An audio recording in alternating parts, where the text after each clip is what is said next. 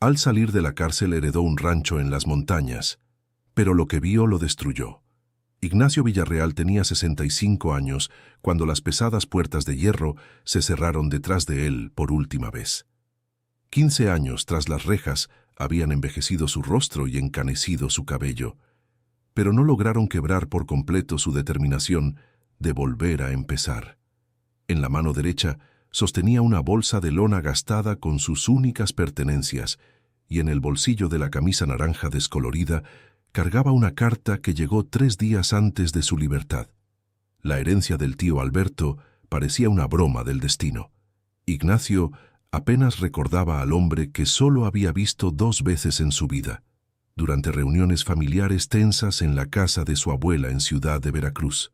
Ahora, de acuerdo con el abogado que firmaba la carta, él era el único heredero de un rancho en las montañas de Orizaba, en el interior del estado de Veracruz. La propiedad quedaba a 4 horas de viaje desde la capital, en una región que Ignacio nunca había visitado. Lo que lo esperaba allí, según la poca información que tenía, era una casa de 2 pisos, 5 hectáreas de tierra y un pequeño hato de ganado que el tío había mantenido durante décadas. El autobús que lo llevaba a la región serrana se balanceaba en las curvas sinuosas de la carretera. Ignacio observaba por la ventanilla empañada las montañas cubiertas de selva, los pequeños ranchos con sus casas sencillas y los cafetales que se extendían por las laderas. Era un mundo completamente diferente de las calles concurridas de la zona metropolitana de Veracruz, donde había pasado la mayor parte de su vida, trabajando como contador en una pequeña empresa de importación. Su mente vagaba entre la ansiedad por el futuro incierto y los recuerdos dolorosos que prefería mantener enterrados. La cárcel había sido dura, pero no tanto como el descubrimiento de que su esposa Beatriz había pedido el divorcio en el 2.º año de su encarcelamiento. Sus 2 hijos, Javier y Mónica, que en ese entonces tenían 22 y 19 años respectivamente, eligieron quedarse al lado de su madre. Las visitas se volvieron raras en el 3.er año, inexistentes en el 4.º. Ignacio aprendió a convivir con la soledad absoluta, usando el tiempo para leer, estudiar y tratar de entender dónde había errado tanto en la vida. El crimen que lo llevó tras las rejas no había sido planeado.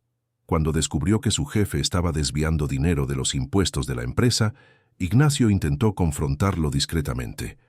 El hombre le ofreció una parte de las ganancias a cambio de su silencio, y en una decisión que lamentaría por el resto de su vida, aceptó. No por codicia, sino porque Mónica estaba en la Facultad de Medicina y los costos eran demasiado altos para el salario que recibía. 6 meses después, una auditoría descubrió todo el esquema. Su jefe logró huir a Guatemala, dejando a Ignacio como el único culpable disponible para la justicia. En la prisión, escribía cartas a su familia que nunca eran respondidas. Enviaba tarjetas de cumpleaños que volvían con el sello de dirección desconocida. Con el tiempo, dejó de intentarlo. La soledad se convirtió en su compañera constante, junto con la culpa corrosiva que roía su alma todos los días. Se preguntaba si Mónica había logrado graduarse, si Javier todavía trabajaba en el taller mecánico, si Beatriz había encontrado a alguien mejor. Todas esas preguntas quedarían sin respuesta. El autobús se detuvo en una pequeña central de autobuses de Orizaba al final de la tarde. Ignacio bajó con su bolsa y le preguntó al conductor cómo llegar al rancho Vista Hermosa, el nombre que estaba en la carta del abogado. El hombre señaló un camino de terracería que subía la montaña y dijo que tendría que caminar unos 3 kilómetros. No había transporte público para esa región, solo algunos lugareños que eventualmente daban aventón. La caminata fue más difícil de lo que esperaba. Sus pies, acostumbrados al concreto de la cárcel, no estaban preparados para la tierra irregular y las piedras sueltas. El sol comenzaba a ocultarse detrás de las montañas, creando largas sombras entre los árboles. El aire fresco de la sierra era una novedad para sus pulmones, acostumbrados al aire sofocante de los pasillos de la prisión. Con cada paso, su ansiedad crecía. ¿Qué lo esperaba realmente al final de aquel camino? Cuando por fin divisó el rancho, se le oprimió el corazón. La propiedad que imaginaba encontrar existía únicamente en su optimista imaginación. Ante él se extendía un escenario de completa destrucción y abandono. La casa principal, que debía ser de 2 plantas, tenía el techo totalmente derrumbado. Las tejas rojas se esparcían por el suelo como dientes rotos, y los muros de ladrillo visto mostraban enormes grietas que parecían heridas abiertas en la estructura. Ignacio permaneció inmóvil durante varios minutos, absorbiendo la magnitud del desastre. La maleza se había apoderado de todo. El pasto alto le llegaba a la cintura, ocultando lo que quedaba de las cercas y los caminos. Una antigua galería que rodeaba la casa estaba parcialmente derrumbada, con las columnas de madera podridas y torcidas. Las ventanas ya no tenían vidrios, solo huecos oscuros que parecían ojos vacíos contemplando su llegada. Al fondo de la propiedad, alcanzaba a distinguir los restos de un corral. Las cercas de alambre estaban caídas y oxidadas, y no había rastro de ningún animal. Un pequeño cobertizo de herramientas, un poco más conservado que el resto, parecía ser la única estructura aún utilizable. Del lado izquierdo de la casa principal, una construcción más pequeña que probablemente servía como cocina exterior, tenía solo 3 paredes en pie. La cuarta se había derrumbado por completo, dejando a la vista una estufa de leña cubierta de musgo y oxidación. La realidad de lo que veía era devastadora. Ignacio había soñado con un renacer digno, una oportunidad de reconstruir su vida lejos de los recuerdos dolorosos de la ciudad. Había imaginado una casa sencilla, pero habitable, una pequeña crianza que pudiera sostener sus días, tal vez incluso la posibilidad de sembrar algunas verduras para consumo propio. En sus momentos más optimistas en prisión, llegó a fantasear con la posibilidad de que sus hijos lo visitaran, de reconstruir los lazos familiares perdidos en un ambiente rural y tranquilo. Todo eso se derrumbó junto con el techo de la casa. Ignacio se sentó en una piedra cerca del portón oxidado y se cubrió el rostro con las manos. Lágrimas que no derramaba desde hacía años comenzaron a rodar por su rostro envejecido. La sensación de estar completamente perdido y sin opciones lo dominó. No tenía dinero para reparaciones, no conocía a nadie en la región, y volver a Ciudad de Veracruz significaría enfrentar el mismo mundo que lo había rechazado. Querido oyente, si estás disfrutando de la historia, aprovecha para dejar tu like y sobre todo suscríbete al canal. Eso ayuda mucho a los que estamos empezando, ahora continuando.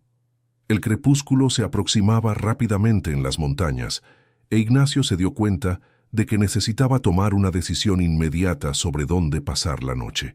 Se levantó de la piedra y caminó con cuidado entre los escombros hasta el cobertizo de herramientas que había visto. La estructura pequeña y rectangular, de aproximadamente 3 por 4 metros, tenía el techo intacto y las paredes sólidas. La puerta de madera estaba atascada, pero con algunos jalones logró abrirla. El interior del cobertizo estaba polvoriento y lleno de telarañas, pero servía como refugio. Había algunas herramientas oxidadas colgadas en las paredes, cajas viejas apiladas en un rincón y una jarra de barro rajada. Al fondo encontró unos costales de estopa que podrían servir como cama improvisada. No era cómodo, pero era infinitamente mejor que dormir a la intemperie. Ignacio limpió el piso con una rama seca y acomodó los costales de estopa en una superficie relativamente plana. Abrió su bolso y sacó un cambio de ropa, algunos artículos de higiene básicos y una pequeña radio de pilas que había comprado con sus últimas monedas antes de salir de la ciudad. Mientras ajustaba la antena del radio, captó una estación local que tocaba música ranchera antigua. Las voces familiares de cantantes que conocía desde su juventud trajeron un pequeño consuelo para la noche que comenzaba. Durante las primeras horas de oscuridad, Ignacio permaneció despierto pensando en su situación. Tenía el equivalente a 800 pesos ahorrados, fruto de pequeños trabajos que logró hacer para otros presos durante sus últimos años de prisión. Era dinero suficiente para sobrevivir algunas semanas si fuera muy cauteloso con los gastos, pero completamente insuficiente para cualquier tipo de reparación en la propiedad. La madrugada fue larga y llena de ruidos desconocidos. Los búhos ululaban en el monte cercano. Los insectos zumbaban constantemente y las ramas crujían con el viento. Para alguien acostumbrado a los sonidos urbanos y a las voces constantes de la prisión, el silencio rural era casi opresivo. Ignacio durmió por periodos cortos y despertaba constantemente, siempre con la sensación de estar siendo observado por ojos invisibles en la oscuridad. Cuando el sol salió detrás de las montañas, salió del cobertizo para examinar la propiedad con más calma y claridad. La luz de la mañana reveló detalles que la penumbra de la tarde anterior había escondido. La destrucción era aún más extensa de lo que había percibido inicialmente.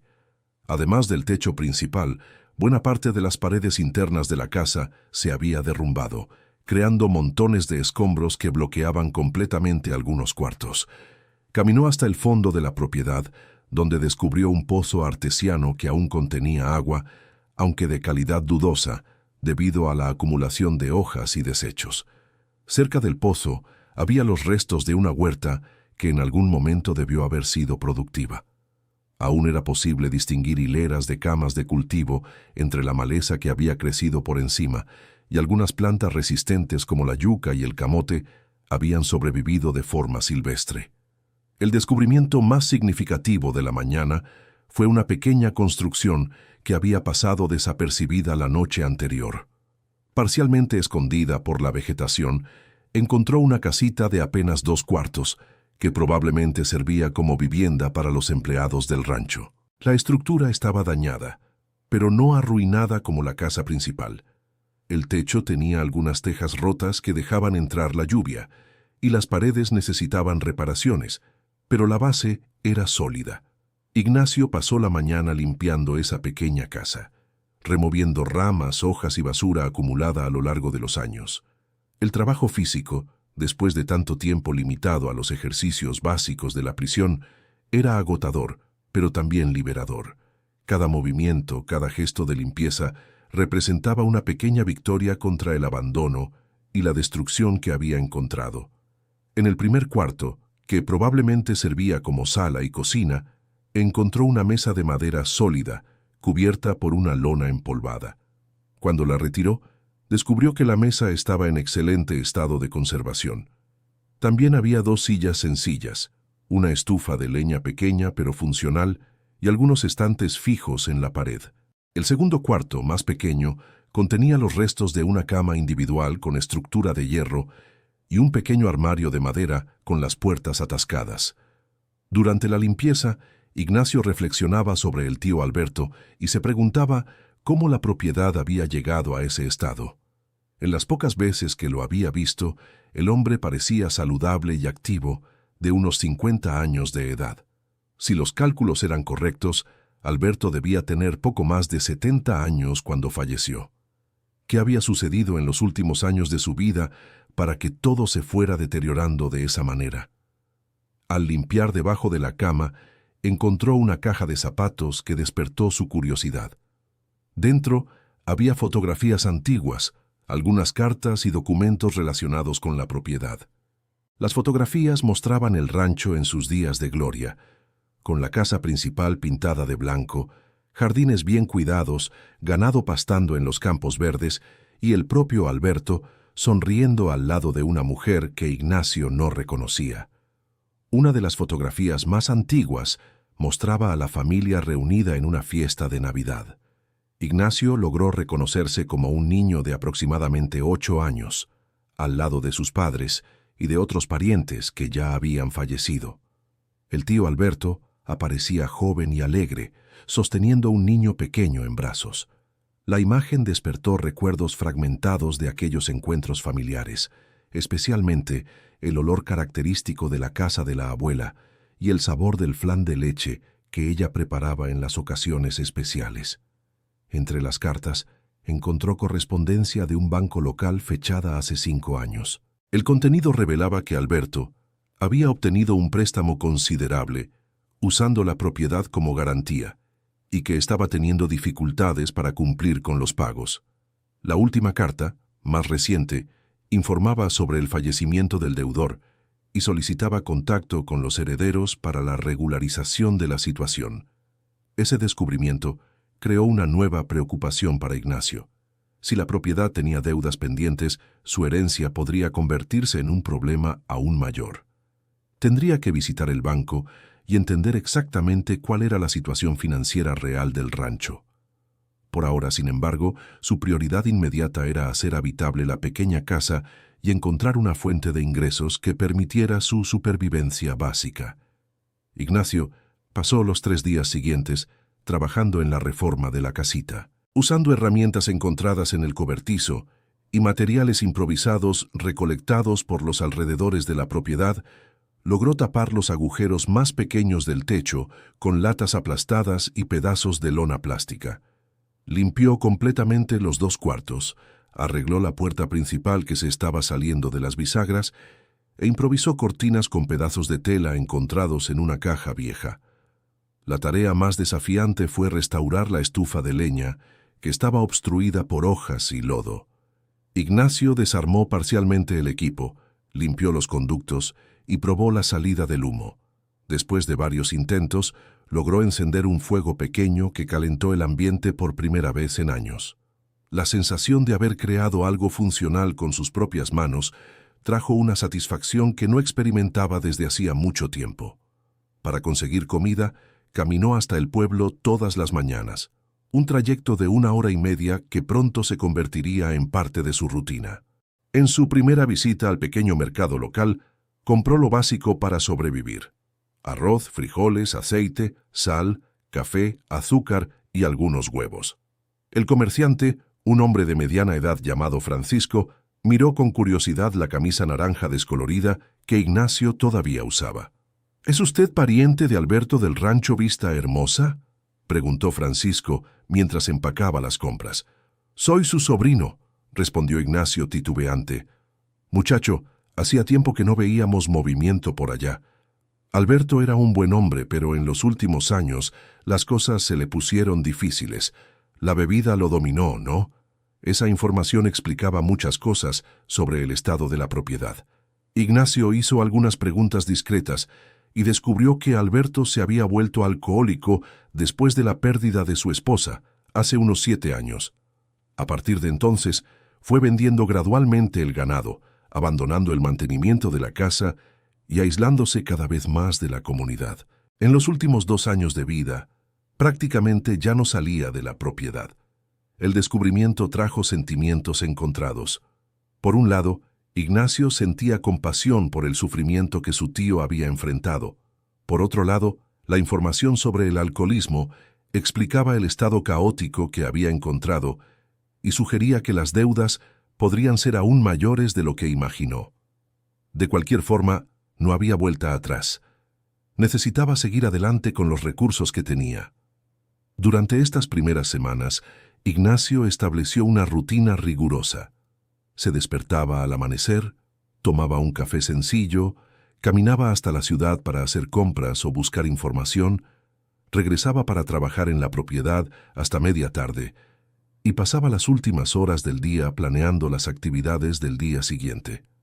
El trabajo físico constante estaba fortaleciendo su cuerpo y, de cierta forma, ayudándole a organizar su mente. Una mañana, mientras retiraba escombros de la casa principal, Ignacio fue sorprendido por la llegada de una mujer mayor que caminaba apoyada en un bastón. Tendría unos 70 años, cabello completamente blanco recogido en un moño, y vestía un vestido sencillo de estampado floral. Sus ojos castaños observaron a Ignacio con una mezcla de curiosidad y desconfianza. «Buenos días», dijo la mujer, deteniéndose a unos metros de distancia. «¿Usted es quien está viviendo aquí?». Ignacio soltó la pala que estaba usando y se acercó respetuosamente. «Buenos días, señora. Soy Ignacio, sobrino de Alberto. Heredé la propiedad después de que él falleció». La mujer lo estudió por unos segundos antes de responder. «Soy doña Esperanza, su vecina más cercana. Mi propiedad queda justo ahí abajo», dijo, señalando una casa blanca que se veía entre los árboles. «Conocí a Alberto hace más de 30 años. Era un buen hombre, trabajador. Lástima que terminó de esa manera». «Don Francisco del mercado me habló sobre sus problemas con la bebida», dijo Ignacio. Debe haber sido difícil para los vecinos. Difícil fue para él mismo, pobrecito. Después de que Guadalupe falleció, ya nunca fue el mismo. Ella era quien sostenía todo aquí, cuidaba la casa, el ganado, hasta ayudaba con la contabilidad. Cuando ella se fue, Alberto perdió el rumbo por completo. Doña Esperanza contó que había intentado ayudar al vecino durante los primeros meses después de la pérdida de su esposa, llevándole comida, ofreciéndole ayuda con las tareas domésticas, tratando de convencerlo de que buscara tratamiento para el alcoholismo. Pero Alberto se había vuelto cada vez más huraño y agresivo, hasta el punto de pedirle que ya no volviera a la propiedad. En los últimos 2 años, solo sabía que seguía vivo porque veía una lucecita encendida en la ventana a veces, continuó doña Esperanza. Cuando la luz dejó de aparecer, imaginé que algo había pasado. Una semana después, el padre de la ciudad confirmó que se había ido. Ignacio preguntó sobre las deudas que había encontrado entre los papeles de su tío, y doña Esperanza confirmó sus preocupaciones. Alberto había contraído un préstamo para hacer mejoras en el ganado, pero el dinero se fue consumiendo con la bebida y con gastos innecesarios. Cuando se dio cuenta de que no podría pagar, entró en desesperación y la situación se deterioró aún más rápido. «El banco ya ha venido aquí varias veces desde que él falleció», dijo la vecina. «Están buscando a los herederos. Usted va a tener que resolver esto pronto o puede perderlo todo». Esa conversación confirmó que Ignacio ya no podía seguir posponiendo la visita al banco. Al día siguiente, se puso su mejor ropa, que en realidad era su única ropa además de la camisa naranja, y caminó hasta la sucursal bancaria de Orizaba. El gerente, un hombre joven de unos 30 años, lo recibió con cortesía profesional y le explicó la situación con claridad brutal. La deuda total del tío Alberto era de 42,000 pesos, incluidos intereses y multas acumulados. El préstamo se había contraído 5 años antes, con un plazo de pago de 3 años, pero Alberto solo había logrado cubrir los primeros pagos. La propiedad estaba ofrecida como garantía y el banco tenía el derecho legal de tomar posesión del rancho para saldar la deuda. Sin embargo, explicó el gerente, como usted es heredero legítimo, tenemos interés en negociar una solución. Si puede demostrar que está invirtiendo en la recuperación de la propiedad y está en condiciones de renegociar la deuda, podemos establecer un nuevo plan de pago.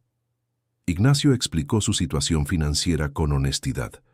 No tenía recursos para pago de contado, ni ingresos comprobables que justificaran un financiamiento tradicional. Su única opción sería intentar generar ingresos a partir de la propia propiedad, pero eso exigiría tiempo e inversión inicial.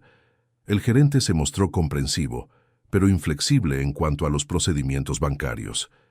Ignacio tendría un plazo de 6 meses para presentar un plan viable de recuperación de la deuda, demostrando mejoras concretas en la propiedad y alguna fuente de ingresos sostenible. Si no lograba cumplir esos requisitos, el banco daría inicio al proceso de ejecución de la garantía. 6 meses. Ignacio salió del banco con ese plazo resonando en su mente. Le parecía al mismo tiempo una eternidad y un periodo insuficiente para lo que necesitaba realizar. ¿Cómo transformar una propiedad arruinada en una fuente de ingresos suficiente para negociar una deuda de 42,000 pesos? ¿Y cómo hacerlo sin capital inicial, sin experiencia rural y a los 65 años de edad? La caminata de regreso al rancho fue larga y llena de reflexiones. Ignacio consideró seriamente la posibilidad de rendirse, dejar que el banco se quedara con la propiedad y volver a Ciudad de Veracruz para intentar reconstruir su vida de otra manera. Pero la perspectiva de regresar a la ciudad sin dinero, sin familia y con el estigma de exconvicto era aún menos atractiva que los desafíos que enfrentaba en las montañas. Cuando llegó a casa y se dio cuenta de que por primera vez estaba pensando en el lugar como su casa, Ignacio tomó una decisión definitiva. Lucharía por los 6 meses que tenía. Daría todo de sí para intentar sacar adelante la propiedad, honrar las deudas de su tío y construir una nueva vida en aquellas montañas. Si fracasaba, Al menos lo habría intentado con dignidad. Aquella noche, sentado en la pequeña mesa de la casita iluminada por una lámpara de queroseno, Ignacio comenzó a hacer planes.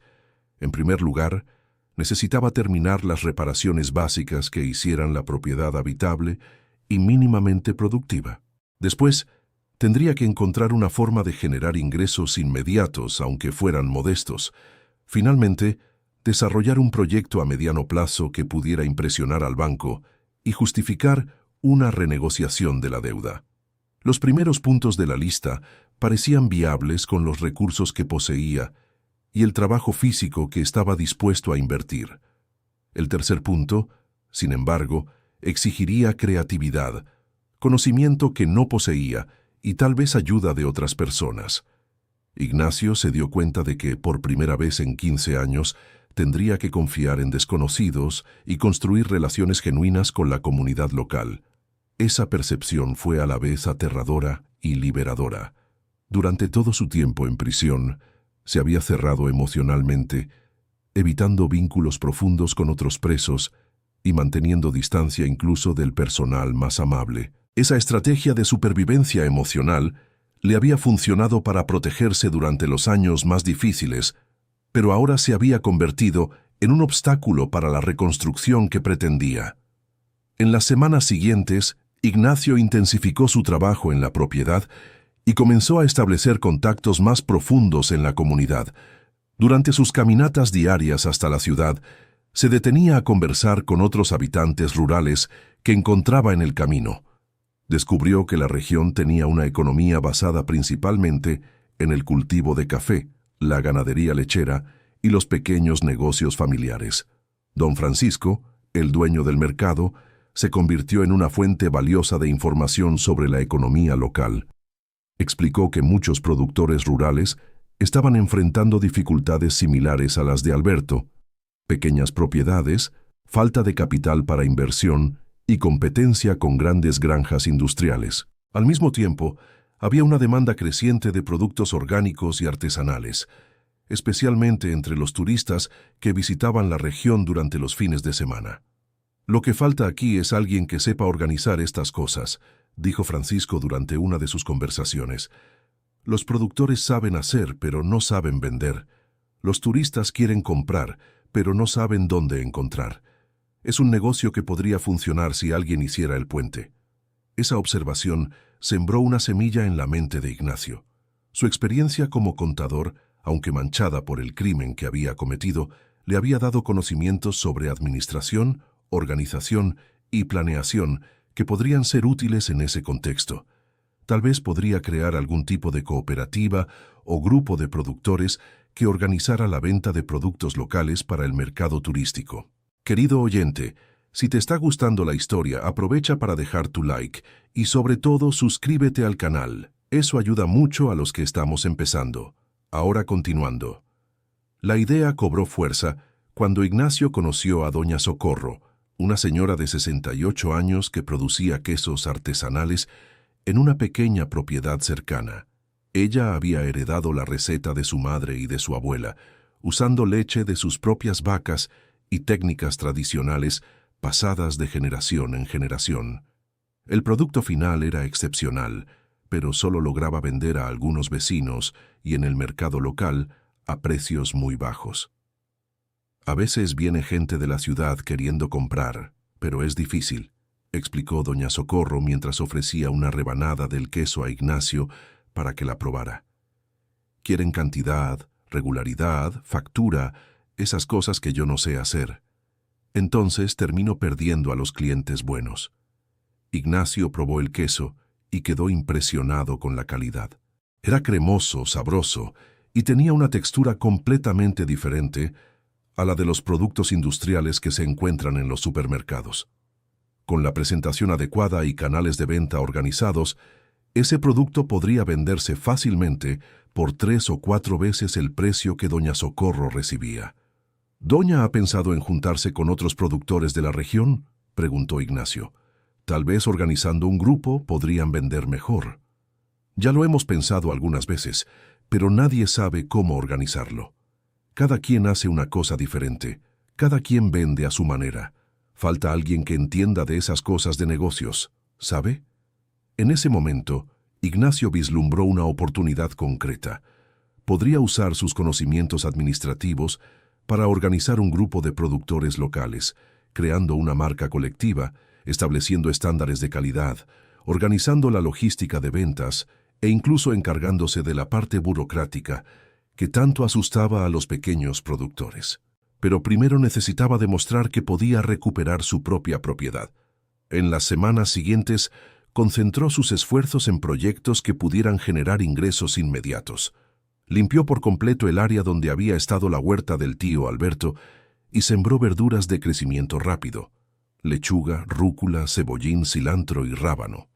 Usando semillas baratas compradas en el mercado y técnicas básicas aprendidas a través de conversaciones con vecinos, logró establecer una pequeña producción. También inició un proyecto de cría de gallinas de rancho. Con sus últimos ahorros, compró 10 pollitos de una propiedad vecina e improvisó un gallinero usando materiales encontrados entre los escombros de la casa principal. Las aves se adaptaron bien al ambiente rural y en pocas semanas ya estaban produciendo huevos que Ignacio vendía en el mercado de Don Francisco. Estos primeros éxitos, aunque modestos, trajeron una sensación de progreso que no sentía desde hacía años. Cada verdura cosechada, cada huevo vendido representaba una pequeña victoria contra las circunstancias adversas que había encontrado.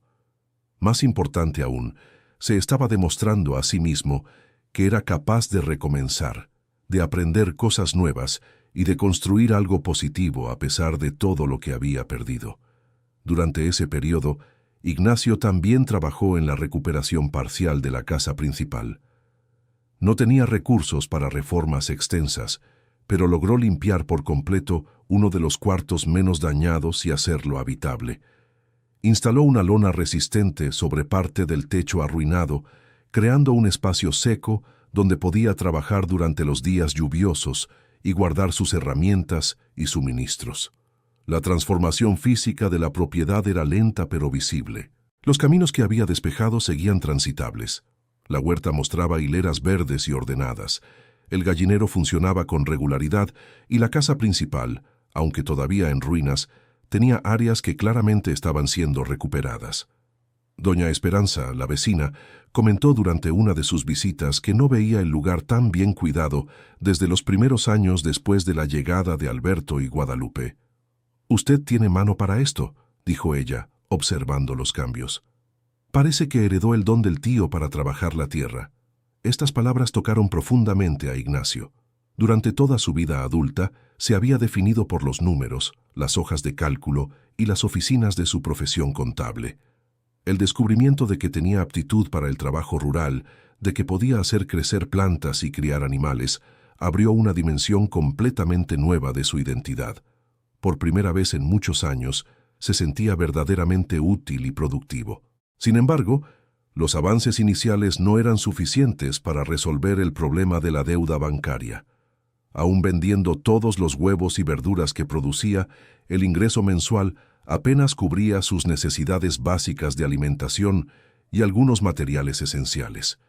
Ignacio calculó que, al ritmo actual, tardaría décadas en juntar el dinero necesario para liquidar los 42,000 pesos que le debía al banco. Fue entonces cuando decidió poner en práctica su idea sobre la cooperativa de productores locales. Empezó visitando sistemáticamente a todos los pequeños productores de la región, conociendo sus productos, entendiendo sus dificultades y presentando su propuesta de organización colectiva. La respuesta inicial fue variada. Algunos se mostraron entusiasmados con la posibilidad, otros demostraron escepticismo y desconfianza. Doña Socorro fue una de las primeras en sumarse a la idea. Ella presentó a Ignacio a otros productores que conocía. Don Teodoro, que criaba cabras y producía embutidos artesanales. Doña Remedios, especialista en dulces caseros. Y don Efraín, que cultivaba hierbas de olor y plantas medicinales. Cada uno de ellos tenía productos de excelente calidad, pero enfrentaba los mismos problemas de comercialización. Durante esas conversaciones, Ignacio se dio cuenta de que necesitaba ofrecer más que solo organización administrativa. Los productores querían ver resultados concretos antes de comprometerse por completo con el proyecto. Decidió entonces crear un evento piloto que demostrara el potencial de la iniciativa. Organizó una pequeña feria rural en el terreno de su propiedad, invitando a los productores interesados a traer sus mercancías y promocionando el evento a través del mercado de Don Francisco y de carteles repartidos por la ciudad. El evento fue programado para un sábado por la mañana, aprovechando el flujo de turistas que solían visitar la región los fines de semana. La preparación de la feria requirió semanas de trabajo intenso. Ignacio limpió una gran área cerca de la casa principal, improvisó puestos usando lonas y estructuras de madera, organizó un sistema de precios estandarizados e incluso preparó material promocional básico, describiendo a cada productor y sus métodos tradicionales de producción. El día de la feria llegaron alrededor de 40 visitantes, principalmente familias de clase media provenientes de Ciudad de Veracruz y de otras ciudades de la zona metropolitana. El flujo de gente fue menor de lo que Ignacio había esperado, pero suficiente para probar el concepto. Los visitantes mostraron un interés genuino en los productos artesanales y disposición a pagar precios superiores por la calidad y por la experiencia de comprar directamente a los productores. Doña Socorro vendió todos los quesos que había traído en menos de 2 horas. Don Teodoro logró vender la mitad de su producción de chorizos a precios 50% más altos de lo que solía recibir en el mercado local. Doña Remedios tuvo que anotar pedidos para los dulces que no había traído en cantidad suficiente. El éxito modesto, pero claro, de la primera feria conquistó definitivamente la confianza de los productores. A partir de aquel evento, el proyecto de la cooperativa ganó impulso rápidamente. Ignacio organizó reuniones semanales en su propiedad, donde los productores discutían estrategias conjuntas, estandarización de productos y división de responsabilidades. Él asumió naturalmente el papel de coordinador administrativo, encargándose de la parte burocrática, de la comunicación con los clientes y de la organización de los eventos.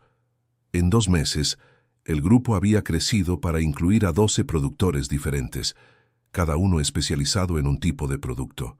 Ignacio estableció un calendario de ferias quincenales, siempre los sábados, que se hicieron conocidas en la región como Feria de Rancho Vista Hermosa. El nombre, sugerido por doña Esperanza, hacía referencia a la propiedad de Ignacio, y gradualmente se convirtió en una marca reconocida por los consumidores urbanos interesados en productos rurales artesanales. El creciente éxito de la iniciativa trajo beneficios directos para la recuperación de la propiedad de Ignacio.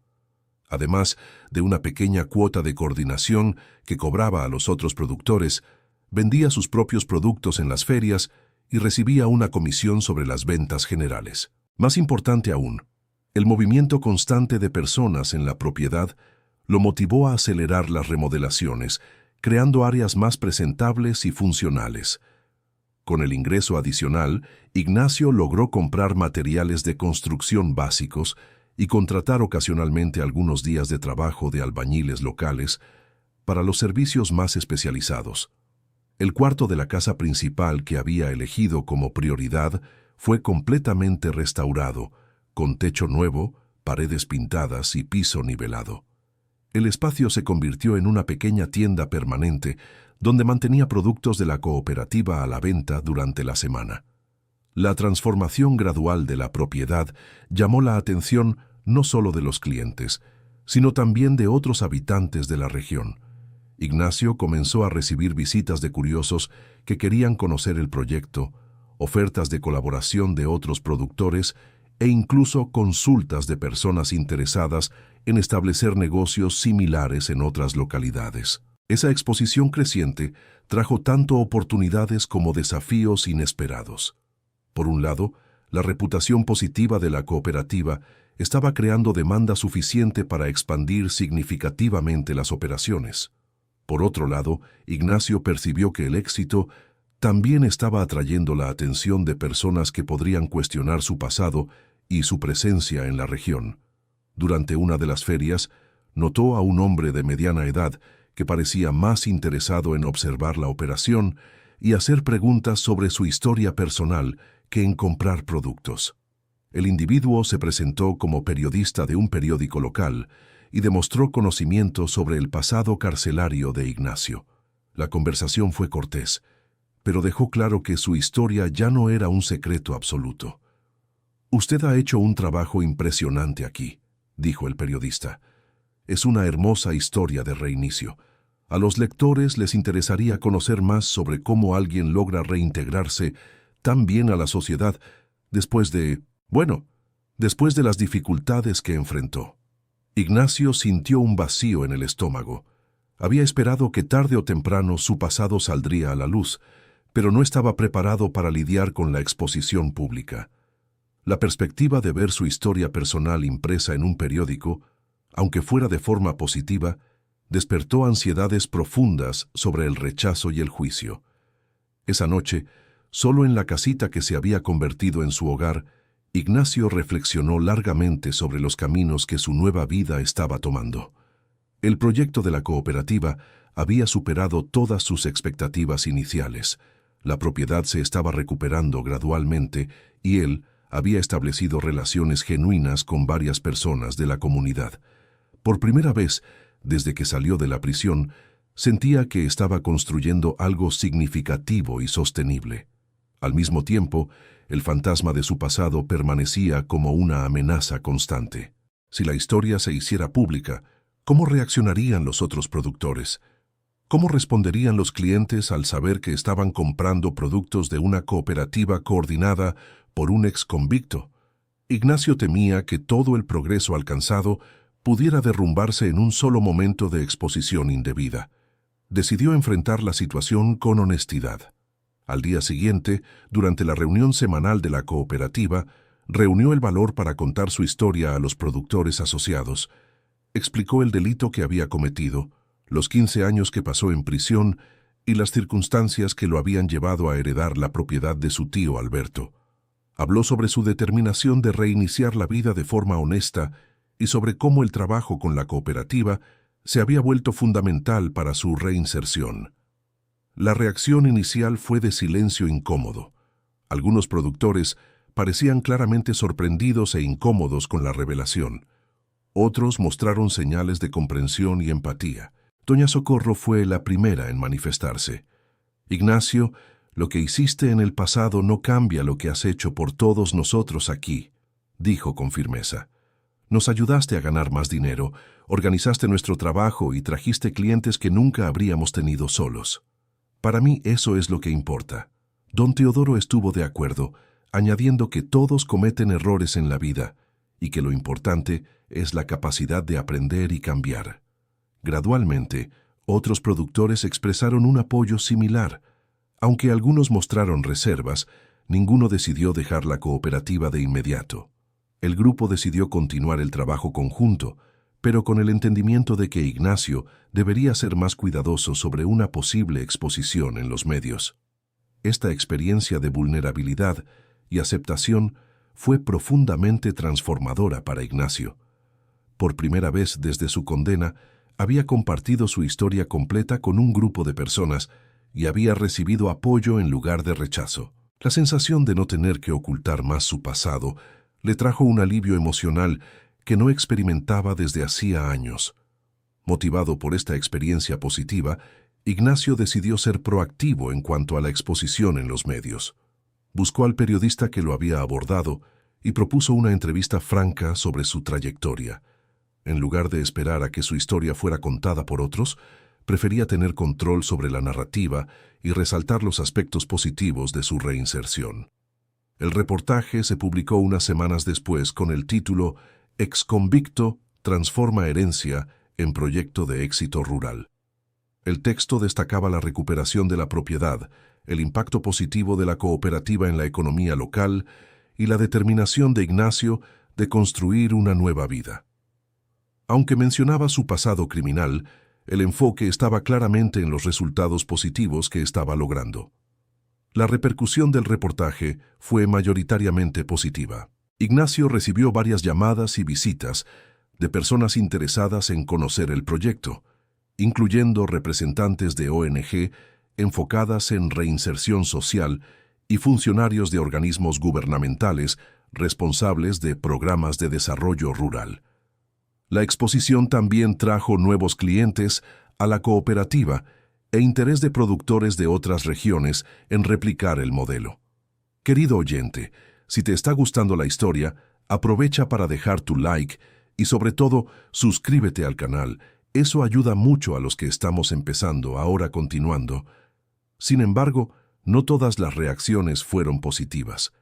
Ignacio recibió algunas cartas anónimas con mensajes hostiles, cuestionando su presencia en la comunidad y sugiriendo que debería volver a donde vino.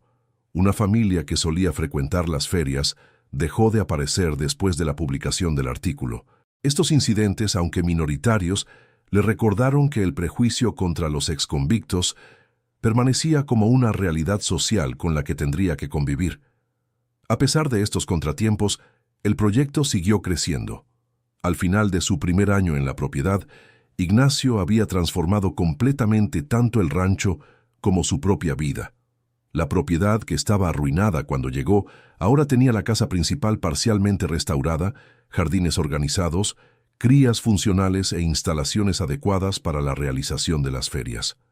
La cooperativa incluía a 15 productores y atendía una base de clientes fieles que venía no solo de Orizaba, sino también de Ciudad de Veracruz y de otras ciudades de la región. El ingreso mensual de Ignacio había aumentado sustancialmente a través de la combinación de sus propias ventas, cuotas de coordinación de la cooperativa y algunos servicios de consultoría que había comenzado a ofrecer a otros grupos interesados en desarrollar proyectos similares.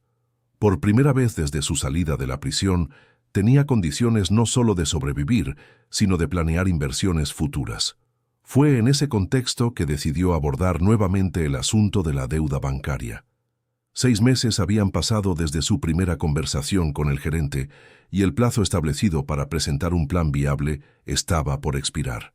Con los resultados concretos que había alcanzado y un plan de expansión bien estructurado, Ignacio se sintió preparado para negociar una solución definitiva. La segunda reunión en el banco fue completamente diferente a la primera. En lugar de llegar como un hombre desesperado y sin opciones, Ignacio se presentó como un emprendedor rural con un proyecto comprobadamente exitoso. Trajo documentos organizados que mostraban la evolución financiera de la propiedad, fotografías del antes y el después de las reformas, cartas de recomendación de clientes de la cooperativa y un plan detallado para los próximos 2 años. El gerente quedó visiblemente impresionado con la transformación. La propiedad que 6 meses antes parecía un caso perdido, ahora representaba una inversión viable y prometedora. Ignacio propuso renegociar la deuda a través de un financiamiento rural específico, ofreciendo la propiedad recuperada como garantía y demostrando capacidad de pago a través del ingreso generado por la cooperativa. Después de 2 semanas de análisis, el banco aprobó la propuesta de renegociación. La deuda original de 42,000 pesos fue refinanciada a un plazo de 5 años, con pagos mensuales compatibles con la capacidad de pago demostrada por Ignacio. Más importante aún, el banco ofreció una línea de crédito adicional para inversiones en la expansión del proyecto, reconociendo su potencial de crecimiento e impacto social positivo. La firma del nuevo contrato representó un hito definitivo en la trayectoria de reinicio de Ignacio. Por primera vez desde su condena penal, tenía no solo estabilidad financiera, sino también perspectivas concretas de crecimiento y prosperidad. La propiedad que había heredado en ruinas estaba oficialmente salvada, y el proyecto que había desarrollado tenía respaldo institucional para expandirse significativamente. Con los recursos del financiamiento aprobado, Ignacio inició la segunda fase de desarrollo de la propiedad. Contrató a un pequeño equipo de trabajadores locales para acelerar las reformas de la casa principal. Invirtió en equipos más modernos para apoyar a los productores de la cooperativa y estableció alianzas con proveedores de insumos agrícolas para reducir costos operativos. La casa principal fue completamente restaurada a lo largo de los meses siguientes. El techo fue reconstruido con tejas nuevas, Las paredes fueron repelladas y pintadas, los pisos fueron nivelados y recubiertos, y las instalaciones eléctricas e hidráulicas fueron modernizadas. El resultado final era una residencia cómoda y funcional que servía tanto como vivienda para Ignacio como centro administrativo de la cooperativa. Una de las reformas más significativas fue la creación de una cocina industrial básica, donde los productores de la cooperativa podían procesar sus productos siguiendo normas sanitarias adecuadas. Esa instalación permitió que dulces, chorizos, quesos y otros artículos fueran producidos con mayor calidad y consistencia, atendiendo demandas de clientes más exigentes y abriendo posibilidades para ventas en redes de tiendas especializadas. La expansión de la cooperativa también incluyó la creación de un sistema de ventas en línea. Ignacio desarrolló un sitio web sencillo donde los clientes podían conocer a los productores, encargar productos y agendar visitas a la propiedad. Ese canal resultó ser especialmente popular entre los consumidores urbanos interesados en la trazabilidad y la sostenibilidad, expandiendo significativamente el mercado potencial del grupo. Durante ese periodo de crecimiento, Ignacio también inició un proyecto paralelo que se convertiría en una de las dimensiones más gratificantes de su nueva vida. Comenzó a recibir visitas de exreclusos recién liberados que habían leído sobre su historia en la prensa y buscaban orientación sobre la reinserción social. Inicialmente, esas visitas eran informales y esporádicas, pero gradualmente se transformaron en un programa estructurado de apoyo y capacitación. El programa, que Ignacio llamó Renacer del Campo, ofrecía a los exreclusos la oportunidad de pasar algunas semanas en la propiedad aprendiendo técnicas básicas de agricultura, participando en las actividades de la cooperativa y recibiendo orientación sobre planificación financiera y desarrollo de negocios. La iniciativa fue desarrollada en alianza con organizaciones especializadas en reinserción social y recibía apoyo de voluntarios de la comunidad local. La primera generación del programa incluyó a 5 hombres de entre 40 y 50 años, todos enfrentando dificultades similares a las que Ignacio había experimentado después de su liberación. Durante un mes, vivieron en instalaciones básicas construidas específicamente para el programa. Trabajaron en la propiedad durante las mañanas y participaron en talleres sobre emprendimiento rural durante las tardes. Los resultados fueron alentadores. 3 de los 5 participantes lograron establecerse en actividades rurales después de completar el programa. Uno inició una cría de conejos, otro se especializó en el cultivo de hortalizas orgánicas y el tercero desarrolló un negocio de composta.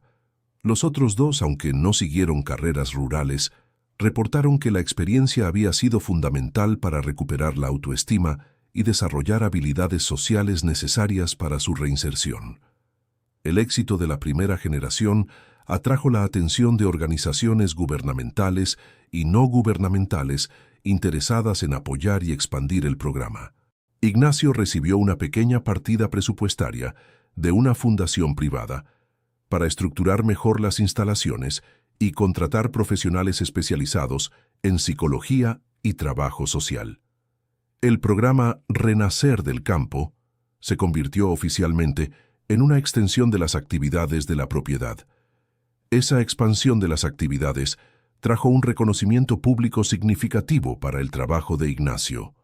Fue invitado a participar en conferencias sobre reinserción social, recibió premios de organizaciones enfocadas en la responsabilidad social y comenzó a ser consultado por formuladores de políticas públicas interesados en replicar su modelo. La transformación del ex-recluso, rechazado por la sociedad en el coordinador de un proyecto de impacto social reconocido a nivel nacional, era casi surrealista para él mismo. Durante ese periodo de reconocimiento público, Ignacio enfrentó un momento de gran significado emocional. El primer contacto de uno de sus hijos después de casi 16 años de separación.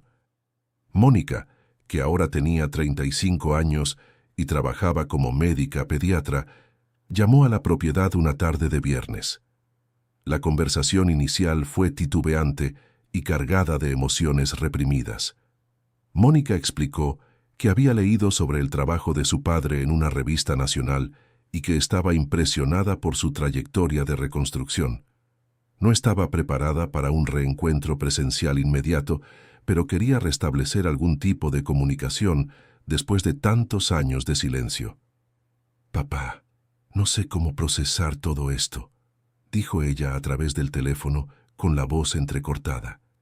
«Pasé tantos años enojada, sintiéndome abandonada, tratando de olvidar que existías, y ahora veo esos reportajes sobre el trabajo que estás haciendo, sobre cómo estás ayudando a otras personas».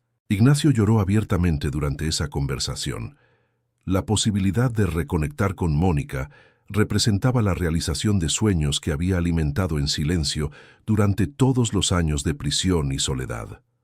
No intentó justificarse por las malas decisiones del pasado, pero habló con honestidad sobre su viaje de transformación y sobre cuánto extrañaba a su familia. «Hija, no espero perdón, ni quiero que te sientas obligada a nada», dijo él. «Pero quiero que sepas que todo lo que estoy haciendo hoy tiene que ver con intentar honrar la educación que tú y tu hermano merecían haber recibido. Cada persona a la que logramos ayudar aquí es una forma de intentar compensar los errores que cometí». Esa conversación marcó el inicio de una reconstrucción lenta y cuidadosa de la relación entre padre e hija.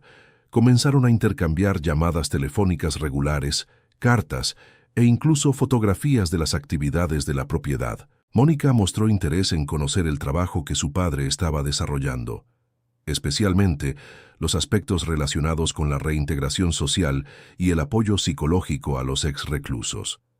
Javier, el hijo mayor, se mantuvo más distante, pero Mónica sirvió como intermediaria ocasional, compartiendo información sobre la vida de su hermano y sobre la situación de su madre, quien se había vuelto a casar algunos años después del divorcio.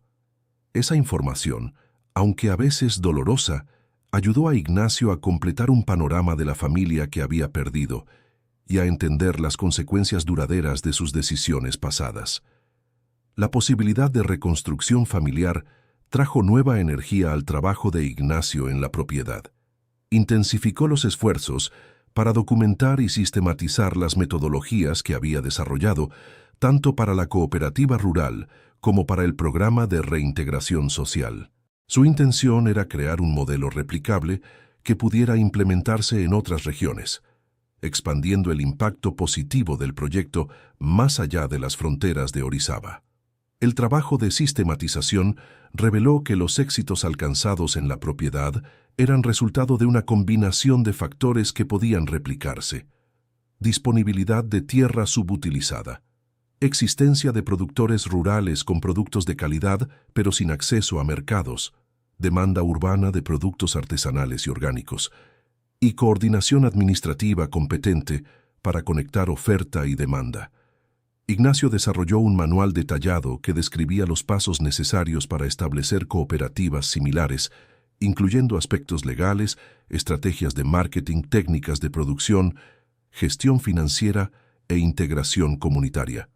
El documento se compartió gratuitamente con organizaciones interesadas y se convirtió en referencia para proyectos de desarrollo rural en varias regiones de México.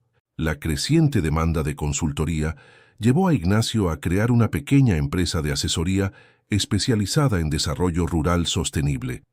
La empresa, que operaba desde la propiedad, ofrecía servicios de planeación, capacitación y acompañamiento para grupos interesados en establecer cooperativas o programas de reinserción social.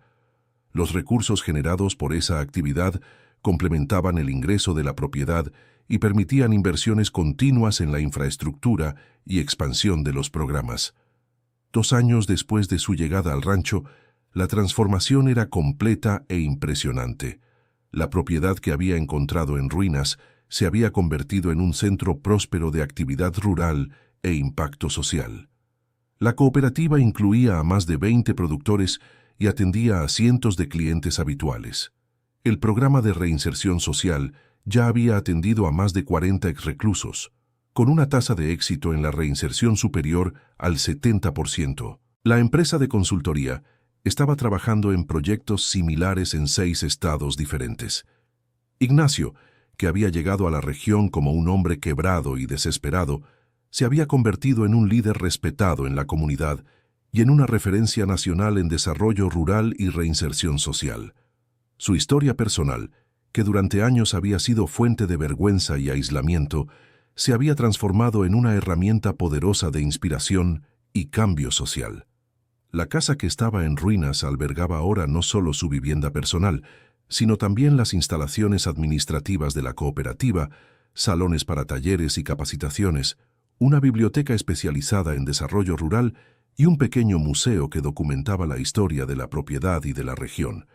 Los jardines que habían sido invadidos por la maleza exhibían cultivos diversos, áreas de demostración de técnicas agrícolas sustentables y espacios de convivencia para visitantes y participantes de los programas. El impacto económico en la región también había sido significativo.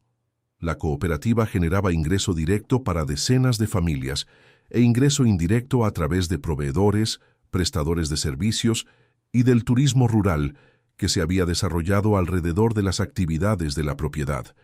El programa de reinserción social se había convertido en una fuente de orgullo para la comunidad local, que veía sus impuestos siendo utilizados de manera eficiente para resolver problemas sociales reales.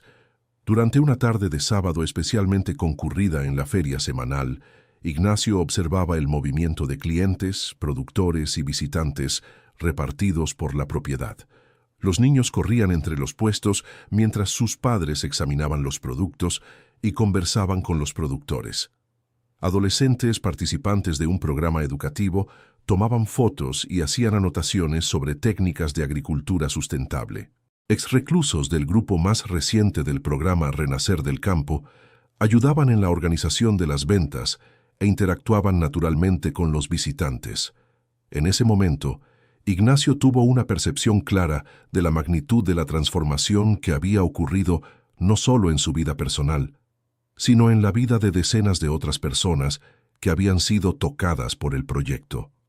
El rancho que había heredado destruido se había convertido en un símbolo de esperanza y renovación, demostrando que nunca es tarde para volver a empezar cuando se tiene determinación y se encuentra apoyo en la comunidad. La sensación de logro estaba matizada por una profunda gratitud por las circunstancias que habían hecho posible todo. Ignacio reconocía que, paradójicamente, el crimen que había cometido y los 15 años de prisión que cumplió habían sido necesarios para que desarrollara la perspectiva, humildad y determinación necesarias para construir algo verdaderamente significativo. Su caída había sido la condición previa para su redención. En esa tarde de reflexión, Ignacio tomó una decisión que había estado madurando durante meses. Era hora de dar el siguiente paso en la reconstrucción de su vida personal. Tomó el teléfono y llamó a Mónica. «Hija, me gustaría hacerte una invitación», dijo sintiendo el corazón acelerarse. «¿Qué te parece venir a pasar un fin de semana aquí en la propiedad? Creo que ha llegado el momento de que conozcas personalmente el trabajo que estamos haciendo. Y me encantaría abrazar a mi hija después de tantos años». Del otro lado de la línea hubo unos segundos de silencio. Entonces Mónica respondió con la voz emocionada. «Papá, estaba esperando que me invitaras. Ya pedí permiso en el hospital para el próximo fin de semana. Quiero conocer esta nueva vida que construiste y quiero que me cuentes en persona toda esta historia increíble». La llamada terminó con ambos llorando y riendo al mismo tiempo. Ignacio, por primera vez en casi 16 años, comenzó a planear un encuentro con su hija. La propiedad que se encontraba en ruinas cuando llegó al rancho finalmente incluiría también la reconstrucción de los lazos familiares que había perdido. El fin de semana de la visita de Mónica fue un hito emocional en la trayectoria de reconstrucción de Ignacio. Ella llegó un viernes por la tarde, manejando desde Veracruz, y su primera reacción al ver a su padre fue de sorpresa por su apariencia. Ignacio había envejecido visiblemente durante los años de prisión, pero el trabajo rural le había dado una apariencia saludable y serena que contrastaba con sus recuerdos del hombre tenso y preocupado que conoció en su juventud. El reencuentro fue inicialmente incómodo, con ambos tratando de encontrar un tono apropiado para conversar después de tantos años de separación. Mónica era ahora una mujer adulta y exitosa profesionalmente, mientras que Ignacio se había transformado en un hombre completamente diferente del padre que ella había conocido. Tuvieron que volver a conocerse como personas. Durante el recorrido por la propiedad, Mónica quedó impresionada por la magnitud de las transformaciones realizadas. Como médica, se interesó especialmente en el programa de reinserción social e hizo muchas preguntas técnicas sobre los aspectos psicológicos y de seguimiento de los exreclusos. Su formación profesional le permitió entender de una manera única los desafíos que enfrentó su padre tanto durante la prisión como en el proceso de reconstrucción. Papá, como médica sé lo difícil que es para una persona recuperarse de traumas profundos, dijo durante la cena del viernes. Lo que has logrado construir aquí no solo es impresionante en términos económicos o sociales, es una recuperación personal extraordinaria que debe haber exigido una fuerza interior que no sé si yo habría tenido. Esa noche, padre e hija conversaron hasta tarde sobre los años perdidos. Ignacio contó detalles sobre su experiencia en la prisión que nunca había compartido con nadie. La soledad devastadora, los momentos de desesperación en los que consideró rendirse por completo, el lento descubrimiento de un propósito a través del trabajo y de la ayuda a otros presos, y finalmente, la determinación de reconstruir su vida cuando recibió la carta sobre la herencia. Mónica, por su parte, habló sobre cómo el delito y la prisión de su padre habían afectado su adolescencia y juventud. Describió las dificultades económicas que enfrentó la familia, los episodios de acoso escolar cuando la situación se hizo pública, la difícil decisión de distanciarse emocionalmente de su padre para poder salir adelante, y la forma en que canalizó toda su energía en los estudios y en la carrera médica como una manera de lidiar con el dolor. Me gradué de medicina pensando que lo hacía a pesar de ti, dijo con honestidad dolorosa, pero ahora me doy cuenta de que la determinación y la disciplina que aprendí observándote trabajar cuando era niña fueron fundamentales para mi éxito. Es extraño reconocer que el padre que me decepcionó también fue el padre que me enseñó a persistir ante las dificultades. Estas conversaciones profundas crearon una nueva base para la relación entre padre e hija. En lugar de intentar ignorar o minimizar los errores y dolores del pasado, enfrentaron esos temas directamente y encontraron formas de transformar las experiencias negativas en elementos constructivos para el futuro. El sábado, Mónica participó en la feria semanal y conoció personalmente a los productores de la cooperativa y a algunos exreclusos del programa de reintegración.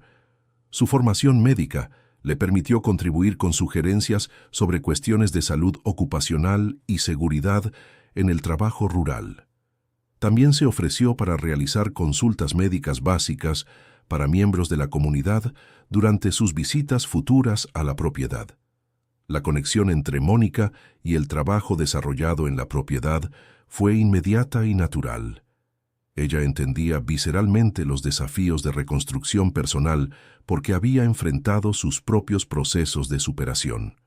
Como médica, tenía experiencia profesional con cuestiones de salud mental y reintegración social. Como hija de un expenitenciario, poseía una perspectiva única sobre los impactos familiares del sistema carcelario. Durante el domingo, último día de la visita, Mónica hizo una propuesta que sorprendió a Ignacio. «Papá, me gustaría involucrarme más directamente en el trabajo que están haciendo aquí. Tengo algunas ideas sobre cómo expandir los aspectos de salud del programa de reintegración y creo que mi experiencia médica podría ser útil. ¿Qué tal si empiezo a venir aquí una vez al mes para colaborar?» La propuesta representaba mucho más que apoyo profesional. Era la demostración concreta de que Mónica estaba dispuesta a construir una nueva relación con su padre basada en valores compartidos y trabajo conjunto. Para Ignacio, la posibilidad de trabajar al lado de su hija en un proyecto que se había vuelto tan central en su vida era la realización de un sueño que ni siquiera se atrevía a alimentar. A partir de esa visita, Mónica se convirtió en colaboradora regular del programa Renacer del Campo. Una vez al mes, pasaba un fin de semana en la propiedad ofreciendo consultas médicas gratuitas para exreclusos y sus familias, desarrollando protocolos de seguimiento psicológico y contribuyendo con su experiencia médica para mejorar los aspectos de salud y bienestar de los programas. Esa colaboración tuvo impactos positivos no solo para el trabajo en la propiedad, sino también para la propia carrera de Mónica. Ella comenzó a especializarse en medicina social y salud pública, desarrollando investigaciones sobre reintegración de exreclusos y presentando trabajos académicos sobre los resultados obtenidos en el programa de su padre. Su tesis de maestría, defendida 2 años después, se basó íntegramente en la experiencia de Renacer del Campo. La participación de Mónica también facilitó un acercamiento gradual con Javier, el hijo mayor de Ignacio. Inicialmente, el hermano se mostró resistente a la idea de que su hermana se involucrara con el padre, temiendo que ella fuera lastimada nuevamente. Pero los relatos entusiasmados de Mónica sobre el trabajo en la propiedad y su visible realización personal a través de esa colaboración comenzaron a despertar su curiosidad. Javier, quien se había convertido en un mecánico especializado en motores diésel y propietario de un taller exitoso, mantenía una postura de distanciamiento cauteloso respecto a su padre. A diferencia de Mónica, que había logrado canalizar sus experiencias difíciles en una carrera de ayuda a los demás, Javier había lidiado con el dolor a través del trabajo técnico y el enfoque en logros materiales concretos. El primer acercamiento entre padre e hijo ocurrió de forma indirecta, a través de una necesidad técnica de la propiedad. Uno de los equipos utilizados en el programa de reintegración se había descompuesto, y Mónica sugirió que se consultara a su hermano sobre la reparación. Javier aceptó examinar el equipo, pero insistió en que el trabajo sería estrictamente profesional. El encuentro ocurrió una tarde de jueves, cuando el movimiento en la propiedad era menor. Javier llegó conduciendo una camioneta equipada con herramientas y refacciones, vistiendo un overol de trabajo que destacaba su competencia técnica. Ignacio lo recibió con la mezcla de ansiedad y esperanza que caracterizaba todos los momentos relacionados con la reconstrucción familiar. «Hola, papá», dijo Javier, usando por primera vez en años el trato familiar.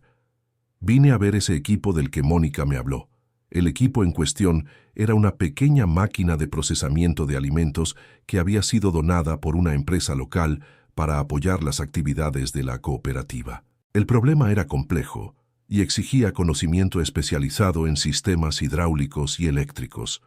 Javier examinó cuidadosamente el equipo por más de 1 hora, haciendo preguntas técnicas y tomando notas. «Es posible arreglarlo», dijo finalmente, «pero va a necesitar algunas piezas especiales y un trabajo detallado.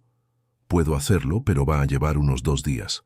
Durante el trabajo de reparación, que se extendió por 2 tardes, padre e hijo establecieron un patrón de interacción enfocado inicialmente en los aspectos técnicos, pero expandiéndose gradualmente hacia temas más personales. Ignacio aprovechaba las pausas del trabajo para preguntar sobre el taller de Javier, su vida personal y sus planes futuros. Javier, por su parte, demostraba una curiosidad creciente sobre las actividades de la propiedad. «Papá, esto que has armado aquí es realmente impresionante», dijo Javier en la segunda tarde, mientras probaba el equipo reparado. «Admito que tenía prejuicios sobre tu capacidad de hacer algo positivo después de todo lo que pasó, pero es difícil negar los resultados que estás logrando». Esa conversación abrió espacio para discusiones más profundas sobre el pasado y el presente. Javier expresó sentimientos que había guardado durante años: el coraje por el abandono, la vergüenza social que había enfrentado en la escuela y en el trabajo, la dificultad de confiar en las personas debido a la traición que sintió cuando descubrió el delito de su padre. Al mismo tiempo, reconoció que el hombre que estaba conociendo ahora era muy diferente del padre que recordaba.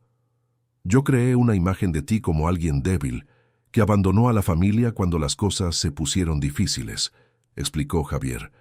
Pero viendo el trabajo que estás haciendo aquí, la resistencia que has mostrado para reconstruir todo esto, me doy cuenta de que quizás me equivoqué sobre quién eres realmente.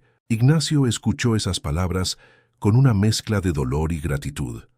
Dolor por entender el sufrimiento que le había causado a su hijo, gratitud por la oportunidad de demostrar a través de acciones que se había transformado genuinamente.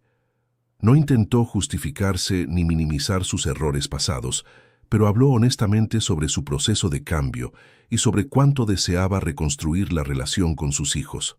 A partir de esa conversación, Javier comenzó a visitar la propiedad ocasionalmente, generalmente para resolver cuestiones técnicas o hacer mantenimiento a los equipos. Esas visitas se volvieron más frecuentes cuando se dio cuenta de que sus habilidades mecánicas eran genuinamente valiosas para el funcionamiento de la cooperativa y del programa de reintegración. Gradualmente, Javier desarrolló un interés particular por los aspectos de capacitación técnica del programa Renacer del Campo. Muchos exreclusos llegaban al programa sin calificaciones profesionales específicas, lo que dificultaba su reintegración al mercado laboral. Javier propuso crear talleres básicos de mecánica y mantenimiento como parte del currículo del programa. «Papá, veo que están haciendo un trabajo importante en lo emocional y lo social», dijo él. «Pero muchos de esos hombres necesitan también habilidades prácticas que los hagan empleables. Yo puedo ayudar con eso». La propuesta de Javier dio origen a una nueva dimensión del programa de reintegración. Una vez al mes, impartía talleres de mecánica básica, mantenimiento de equipos rurales y pequeños arreglos domésticos. Esos cursos resultaron extremadamente populares entre los exreclusos y dieron lugar a varias colocaciones profesionales exitosas. El creciente involucramiento de Javier en el trabajo de la propiedad creó oportunidades naturales para profundizar la relación con su padre. Durante las largas horas trabajando juntos en el taller improvisado, conversaban sobre técnica, negocios, familia y vida. Ignacio descubrió que su hijo se había convertido en un hombre íntegro, trabajador y competente, características que en gran parte había desarrollado como una forma de definirse en oposición a la imagen que tenía de su padre. «¿Sabes, papá? Durante todos estos años me esforcé por ser todo lo que tú no fuiste», dijo Javier en una tarde memorable. «Quise ser confiable porque tú habías sido deshonesto. Quise estar presente porque tú habías estado ausente. Quise construir algo sólido porque tú habías destruido nuestra estabilidad. Pero ahora me doy cuenta de que muchas de las cualidades que desarrollé también vinieron de cosas positivas que aprendí de ti antes de que todo saliera mal». Esas palabras representaron un momento de reconciliación profunda entre padre e hijo. Javier no estaba minimizando los errores del pasado, sino reconociendo que las personas son complejas y que incluso las experiencias negativas pueden generar aprendizajes valiosos. Para Ignacio, escuchar a su hijo reconocer aspectos positivos de su paternidad fue profundamente sanador. La reintegración familiar ganó una nueva dimensión cuando Mónica anunció que estaba comprometida y planeando casarse al año siguiente. Su prometido, un cardiólogo a quien había conocido durante la residencia médica, había visitado la propiedad en varias ocasiones y se había impresionado con el trabajo desarrollado por Ignacio. Durante una de esas visitas, Mónica hizo una petición que conmovió profundamente a su padre. «Papá, sé que perdimos muchos años juntos y que nuestra familia pasó por momentos muy difíciles, pero te has convertido en una persona a quien admiro profundamente y el trabajo que estás haciendo aquí es una fuente de orgullo para mí. Me gustaría que me entregaras en el altar el día de mi boda». La petición representaba mucho más que una invitación a una ceremonia. Era el reconocimiento público de que Ignacio había reconquistado su lugar como padre y como figura respetable en la familia. Después de años de rechazo y abandono, estaba siendo invitado a desempeñar un papel tradicionalmente reservado a los patriarcas que mantuvieron honor y respetabilidad a lo largo de su vida. La ceremonia de bodas, celebrada en una iglesia de Ciudad de Veracruz, fue un hito en el camino de reconstrucción familiar de Ignacio. Vistiendo un traje que había comprado especialmente para la ocasión, caminó por el pasillo de la iglesia junto a su hija, observado por familiares y amigos a quienes no veía desde hacía décadas. Muchos de los presentes conocían su historia y su transformación, creando un ambiente de celebración no solo del matrimonio, sino también de la redención familiar. Javier fungió como padrino de su hermana, completando una estampa familiar que parecía imposible años atrás. Durante la fiesta, los dos hermanos y el padre sostuvieron largas conversaciones con familiares a quienes no veían desde antes de la prisión de Ignacio. El tono general era de reconocimiento por el trabajo de reconstrucción que había hecho y de admiración por los resultados alcanzados en la propiedad. Ignacio, cuando todo aquello sucedió en aquel entonces, pensé que lo habías perdido todo para siempre, dijo su prima Leticia durante la fiesta. Pero viendo a tu hija hoy, el orgullo que ella siente por ti, el trabajo que estás haciendo con aquellos hombres en la prisión, creo que encontraste un camino para redimirte que es mucho más significativo que simplemente volver a ser lo que eras antes. La boda de su hija marcó también el inicio de una nueva etapa en la vida personal de Ignacio. A los 68 años, con la propiedad establecida, los programas funcionando bien y las relaciones familiares reconstruidas, comenzó a contemplar la posibilidad de compartir su vida con alguien. No había pensado seriamente en el romance desde el divorcio de Beatriz, pero la soledad que había caracterizado sus primeros años en el rancho había sido sustituida por una vida social rica y significativa. Fue durante ese período que conoció a Leticia Morales, una enfermera jubilada de 63 años que se había mudado recientemente a Orizaba.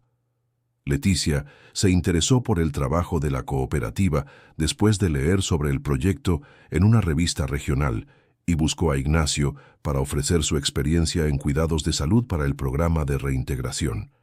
Leticia había pasado por su propio camino de reconstrucción después de enviudar 5 años antes.